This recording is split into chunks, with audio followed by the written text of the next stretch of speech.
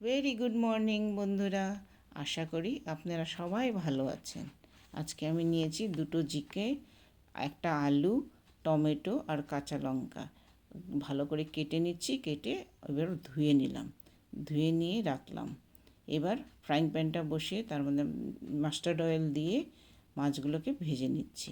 মাছগুলোকে ভাজতে ভাজতে আপনাদেরকে একটা রিকোয়েস্ট করি, যারা আমার ভিডিওটা ভালোবেসে দেখছেন তাদেরকে রিকোয়েস্ট করতেই পারি যে তারা আমার সাবস্ক্রাইব বাটনটাকে প্রেস করে আরও শেয়ার করে দেবেন প্লিজ। এবার আমার মাছগুলো ভাজা হয়ে গেছে। এবার আমি প্যানের মধ্যে মাস্টার্ড অয়েল দিয়ে পেঁয়াজ দিলাম একটু। পেঁয়াজগুলো লাল লাল যখন হয়ে গেছে আলু দিলাম। আলুগুলো লাল লাল ভাজা হয়ে গেছে যখন, এবার জিকা অ্যাড করে দিলাম। জিকাগুলোকে একটু ভাজা ভাজা করছি। ভাজা ভাজা করে এবার আমি পেঁয়াজ, কাঁচা লঙ্কা আর আদা বাটা দিয়ে এটাকে একটু সময় কষা কষা করব। একটু কাঁচা গন্ধ যখন চলে গেছে তার মধ্যে হলুদ, জিরা পাউডার আরও লবণ অ্যাড করে নেব।